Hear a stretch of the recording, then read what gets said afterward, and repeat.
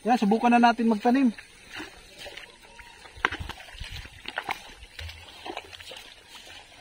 Ganito lang yung magtanim. Kung maliit pa ako, ito na yung trabaho ko. Yan. Diba? Sakto ba na eh?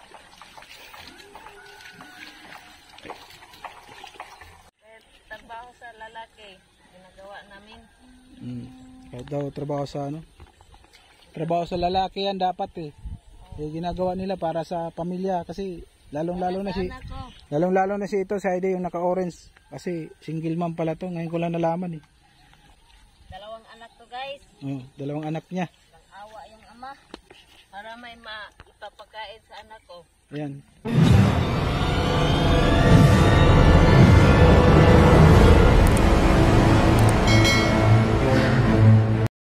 Alright mga kaamigo, punta tayo ngayon ano, magtanim tayo ngayon ng palay.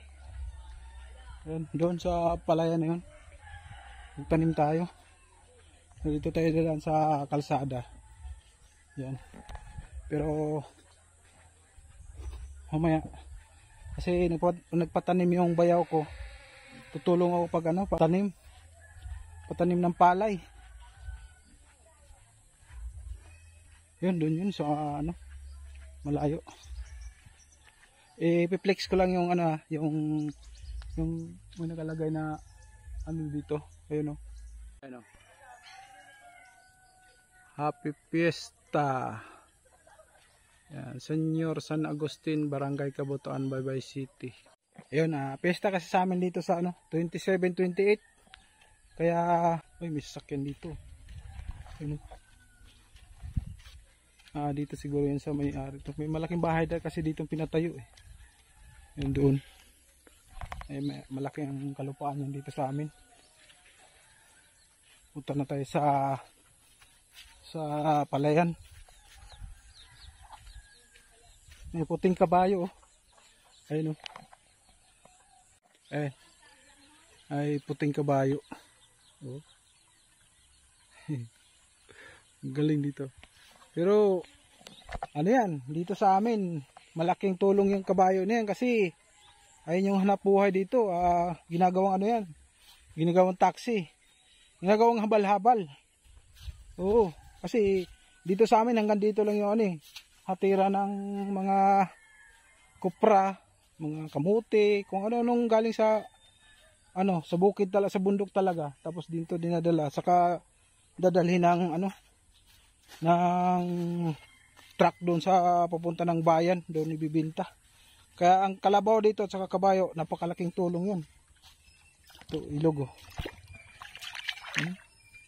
Ito yung pinaka irrigation dito sa amin, hanggang doon yan, hanggang doon sa dulo na yun. Kaya dito sa amin yung palayan dito, ano yan, hindi niya kailangan ng ano, kasi dalawang ilog dito, hindi na kailangan dito sa amin yung galing sa irrigation talaga na tubig. Hindi na kailangan yung tubig kasi dalawa ang ilog. Mayroon pa nga ditong ilog na maliit dito eh, sa gitna. Yung palayan dito sa amin. Ang ganda nito tingnan pagka, yan oh, pagka may tanim na yan, ang ganda dito tingnan. Pag may tanim, ngayon dito, hindi yan na trabaho kasi, ano, siyempre magpipesta. Pista dito sa amin. Kaya lahat busy sa ano, busy sa pagkakapirahan. Kasi pag pesta rito, puro kopra. Para may pang ano sila, panggastos sa pesta, pagkain sa mga tao, di ba? Ganon dito sa amin. So punta tayo doon ayun oh. Nagtatanim. Sa ano yan? Sa bayaw ko. Ay, ito, lalim yun ah.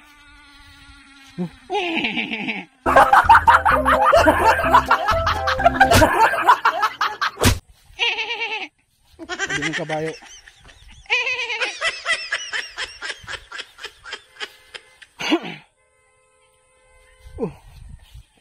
Subukan natin magtanim ng palay kung marunong pa ba tayo. Saan yung daan dito? Ito. Ay! Uy!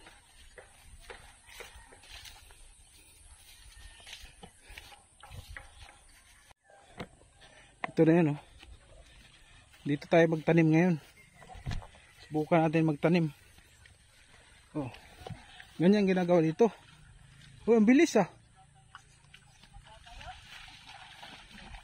Ang bilis ah.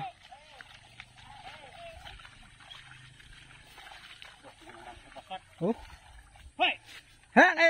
Ay, araw mo sikat ba? Kay YouTube lang to ni. Nagtanim kami ng palay, kay mahal ang bugas. Presidente. Mahal daw ang bigas. Mahal ang bigas. Nagtanim na kami ng palay. Para makamay tayo.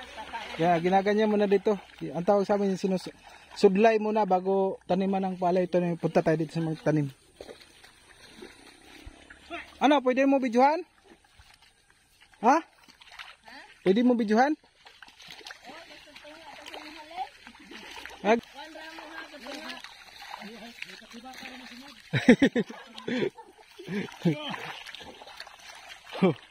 Tignan mo. Oh, putik yan. Apakan na natin muna. Maputik. Putik na si Bod. Hi. Hi, ito na, hi.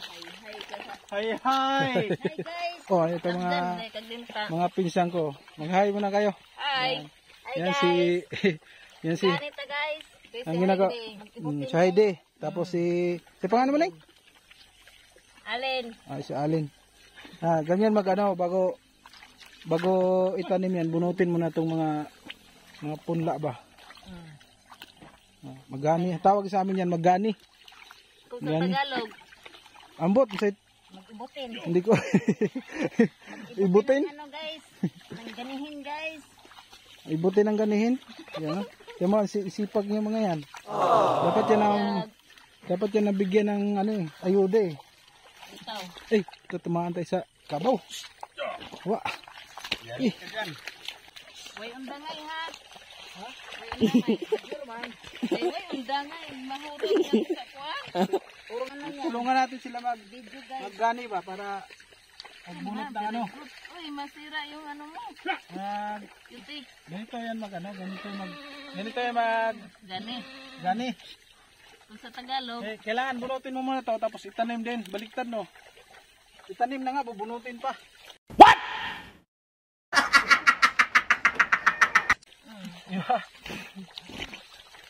Ganito yan, ganito.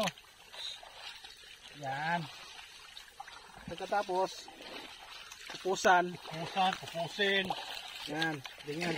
Padaanin sa muna ako para hindi ka Okay na, ganito. makupitan. Tapos, Kaya, Oh. 500. ganito sa buhay ng probinsya. Yan ang sabi nila, magtanim ay hindi biro. Maghapon na kayo ko. Yan. Hanap buhay ng Yan ang buhay ng dito sa probinsya, sa bukid namin. Salamat sa videographer. Yan si Iban. Yan, pamangkin ko din yan. Marami akong pamangkin dito. Yung dalawang mga magagandang babae. Oy, buyag ha. Mga igagaw na, pinsan ko yan. Mga pinsan. Mga pinsan ko yan. Oy, balik diri ha, tabagan eh. Oh, babalik na tayo mamaya. Tabangan sila gani. Oh, grabe putik ko. Oh.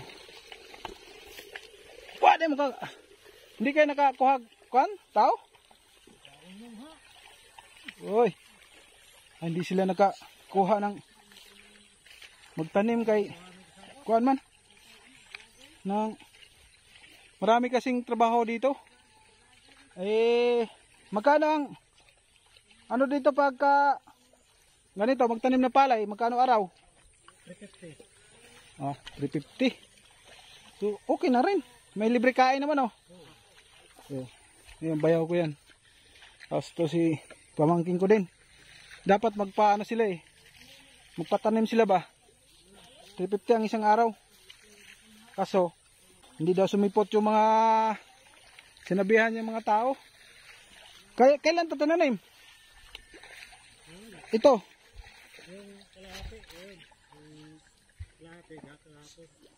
Uy. Grabe oh. Isang laki na ano, ngayon lang to tinanim lang dalawa oh. Oh. Ito, bagong tanim lang to. Ngayon lang tong umaga. Alas 7 pa lang ngayon. Alas 7 ba ngayon? Alas 8? Alas 7 pa lang ngayon. Laki na ng ano nila, oh. Oh. Hindi, matapos to ngayon.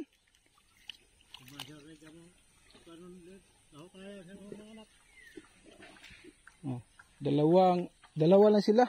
Hanggang doon yan, maghapon. Tapos grabe. Hirap talaga pagka ano, pero kailangan lang magtiyaga talaga kasi hanap buhay dito sa probinsya, ganun talaga eh. So tulungan natin ngayon magtanim. Yan ang challenge natin. Dong! Liba, video ko kayo tabangan ng tanom. Para maano natin na tulungan natin magtanim. Subukan natin magtanim kung marunong pa ba ako kasi dati ganito rin trabaho ko eh. Hindi siyempre marunong pa rin. Ayan. Yan, subukan na natin magtanim.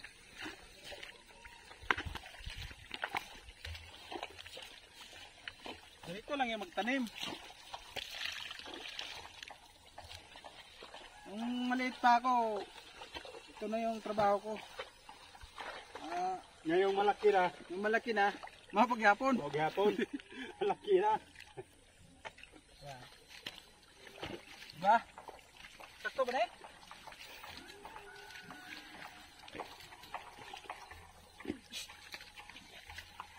Kaya magtanim. Magtanim tayo para may anihin. Mahal ng bigas. Mahal ang bigas. Shout out kay President Bongbong Marcos. Wala na bugas yo. Nabugas yung Marcos. Wala ng bigas. Wala ng bigas.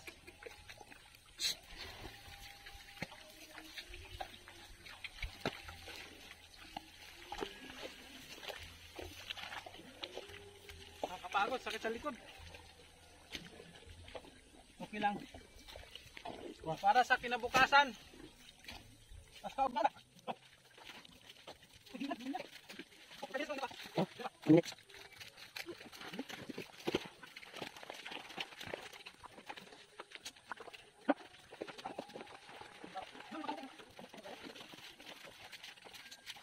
Sila na tapos niya mamaya kasi nag-ano yung cellphone ko, naghahang dahil sobrang init.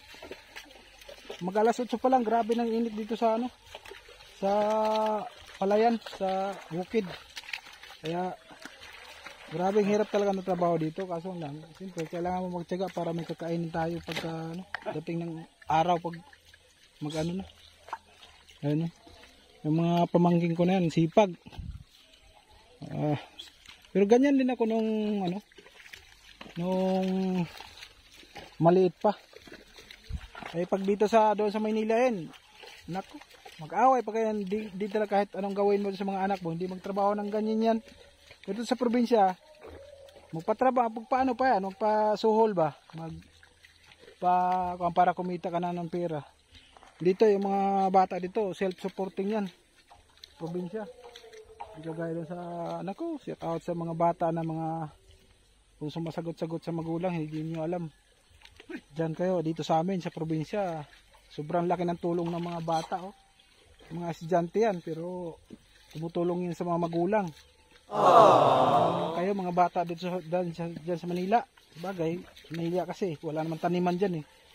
Kaya gusto ko lang interviewin yung pinsan ko kasi pala to, ngayon ko lang nalaman na single mom pala to. Yan, trabaho niya yan, nagpasuhol lang yan para nga init-init yan. Ako nga nandito ako sa lilim kasi sobrang init eh. Nagpahinga lang ako, doon ako nagtanim. So dito siya, grabe. Interviewin natin. Okay, shout out mo yung mga mala natin, may maawa sa atin mga viewers. Yung single mom, trabaho niya, tingnan nyo. Talagang nagbilad sa init para yan. Para may ipapakain sa anak ko. Ayan. Pangbili to guys ng school supply guys. Tinan mo. Saka 350 ang ulam at saka bigas. 350 ang isang araw niya, nagtiis sila diyan sa putik. Ayan. Para pangbili ng school supply guys. Pambili daw ng school supply kasi malapit na yung pasukan. Yes guys. Ayan. Saka pambili ng bigas. Ayan, pambili ng bigas. Grabe. Yung trabaho sa ano guys. I need your help. Ignon. Yan, sa mga ano dyan, may magandang puso. Kung mag-comment lang kayo sa comment section para